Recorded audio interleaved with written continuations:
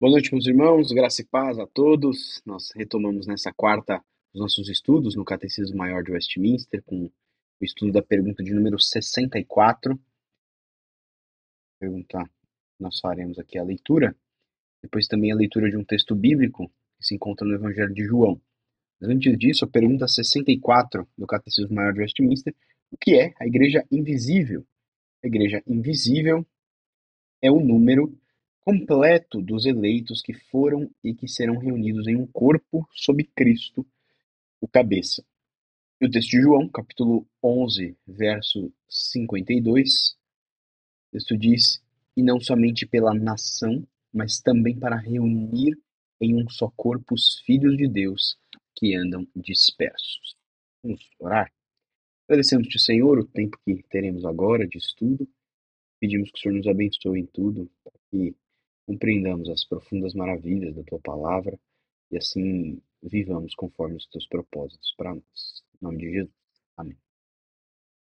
Meus irmãos, na semana passada, retrasada, aliás, nós concluímos a nossa exposição sobre a igreja visível, falando sobre os privilégios que os membros da igreja visível recebem ao filiarem-se nessa instituição física e visível a este mundo. Na continuidade do nosso estudo, hoje nós consideraremos a igreja invisível, sua definição, e, na semana que vem, os privilégios daqueles que são membros dessa instituição espiritual.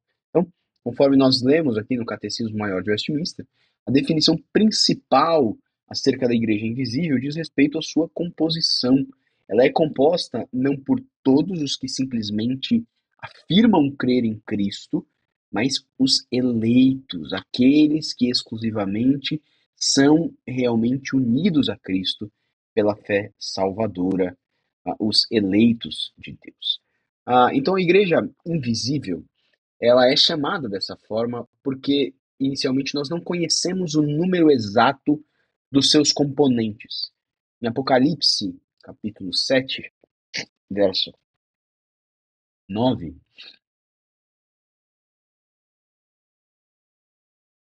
João, aqui, ele registra aquilo que ele vê e o que ele... Perdão. Perdão. Então, João registra aquilo que ele vê. E o que ele vê?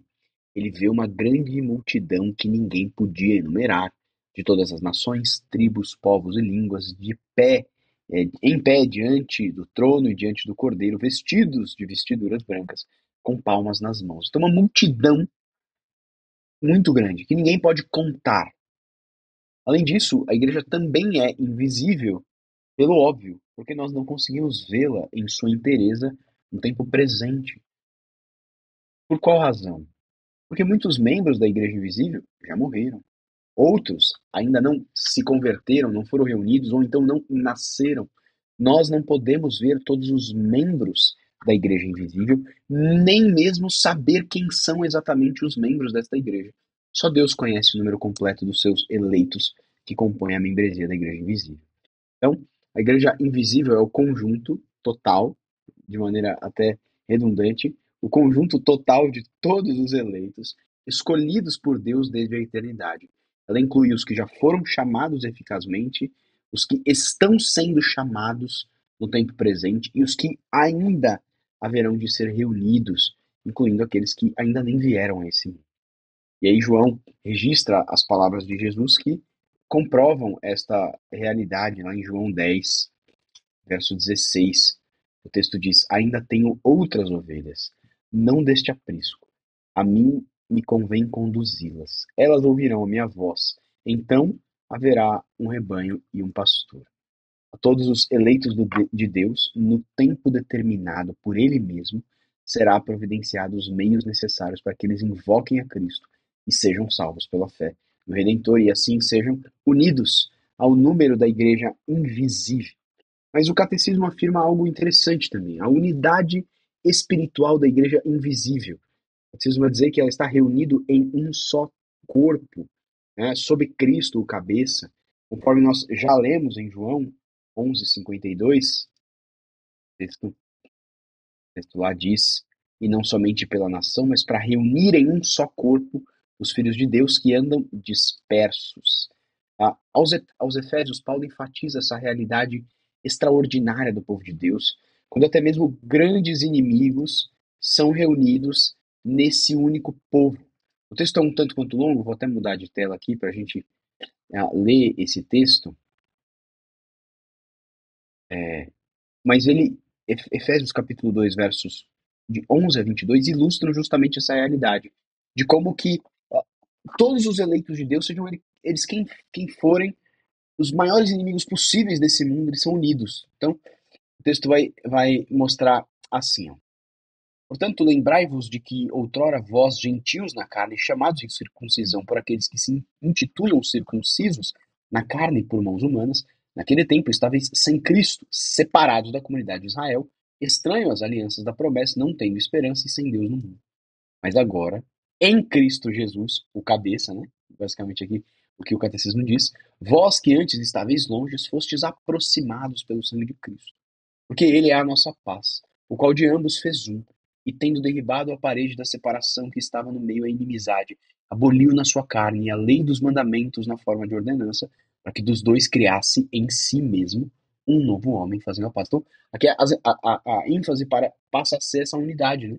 Então, de ambos fez um, derrubou a parede da separação, um novo homem, e reconciliasse ambos em um só corpo com Deus, por intermédio da cruz, destruindo por ela a inimizade, e vindo, evangelizou paz a vós outros, que estáveis longe, e paz também aos que estavam perto.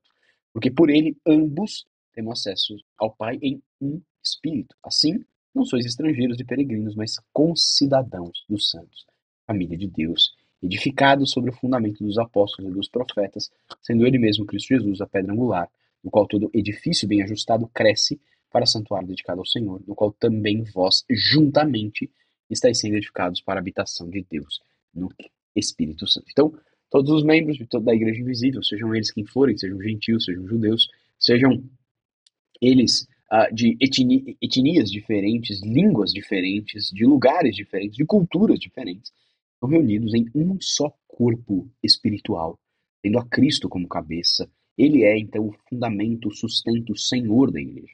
A isso nós chamamos de catolicidade da igreja. O credo apostólico outrora afirmava que a igreja é católica, creio na Santa Igreja Católica, mas por conta da inevitável associação à igreja romana, então nós reconhecemos o credo católico, o credo apostólico, nesse trecho específico, como creio na Santa Igreja Universal. Talvez a gente precise mudar de novo, né? Mas o grande ponto é que a verdadeira Igreja Católica, aquela que é universal, isto é, que inclui todos os crentes de todas as épocas e tem os seus membros entre todas as nações do mundo, é a Igreja invisível, aquela que não pode ser vista pelo olho humano. Então, se tem uma igreja que arroga para si a nomenclatura católica, essa igreja está errada, justamente porque a Igreja Católica ela é invisível aos olhos humanos. Ela é composta de todos os crentes, de todas as épocas, e aqueles que ainda virão a crer em Jesus Cristo. Uma distinção, para nós concluirmos, uma breve distinção entre a igreja visível e invisível. Rapidamente, enquanto a igreja visível é composta por todos os que professam a fé e os seus filhos, incluindo possíveis hipócritas, a igreja invisível inclui apenas os que são verdadeiramente regenerados e salvos. Além do mais, a igreja visível, nós vemos, ela é física, ela é temporal. A invisível, somente Deus vê, ela é espiritual, atemporal, constituída de todos os crentes de todas as épocas. Além do mais, a outra diferença diz respeito ao seu modo de atuação. A igreja visível também é denominada igreja militante, pois permanecendo na terra está em constante batalha contra o pecado, contra este mundo, contra os poderes de Satanás. Já a igreja invisível também é denominada igreja triunfante. E aí uma definição belíssima de Louis Berkhoff, um teólogo, ele diz assim, uh, é, a igreja invisível é denominada igreja triunfante, em que a espada é trocada pela palma de vitória, os gritos de guerra se tornam cânticos de triunfo e a cruz é substituída pela coroa. Assim sendo, a igreja invisível já está completamente purificada. Ela é perfeitamente santa. Não há no seu meio pecados ou impurezas, não há necessidade de disciplinas e correções. A igreja visível, por sua vez, carece de aperfeiçoamento. E é por isso que a igreja visível também é uma organização, para que também, através de seus representantes vocacionados por Deus e eleitos pela sua membresia, cumpram com a vontade de Deus, as chaves, o uso das chaves, aquilo que é desligado e ligado na terra. Vale dizer que estas definições, elas evidentemente não dizem respeito a duas igrejas, mas a aspectos distintos da mesma igreja. A igreja verdadeira, a igreja cujo Senhor, pastor e cabeça é Jesus Cristo, o Salvador. Finalmente, meus irmãos, para nós terminarmos, a exortação da Escritura Sagrada para a igreja visível e invisível é para que nós nos congreguemos. Nós que pertencemos à igreja invisível, ou seja, que fomos regenerados pelo Espírito Santo, devemos buscar uma das suas congregações visíveis, isto é, a igreja visível, para que nos reunamos e adoremos a Deus, numa antecipação da realidade da Jerusalém Celestial, vista e registrada por João lá no livro de Apocalipse. Essa exortação é registrada pelo autor aos Hebreus, quando ele diz: não deixemos de congregar-nos, como é costume de alguns. Antes façamos admoestações, e tanto mais quanto vedes que o dia se aproxima. Que Deus nos abençoe. Nós vamos encerrar o nosso estudo nessa noite com uma oração. Agradecemos-te, Senhor, pelo tempo que tivemos de estudo acerca da Igreja Invisível, aquela formada e reunida pelo Senhor, pelos méritos de Jesus Cristo na cruz do Calvário. Agradecemos-te por sermos contados entre estes, pela graça de Jesus Cristo, pelo sangue e a vitória na cruz que nos alcançou, a justiça que nos foi dada. Assim somos contados entre o teu povo, entre a tua família, entre a membresia da igreja verdadeira.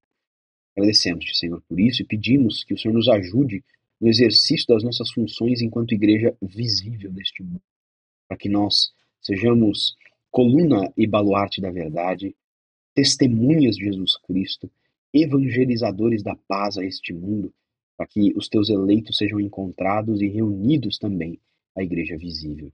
Assim pedimos, em nome de Jesus. Amém. Os irmãos, Deus abençoe. Bom resto de quarta-feira, um bom resto de semana a todos. Tchau, tchau.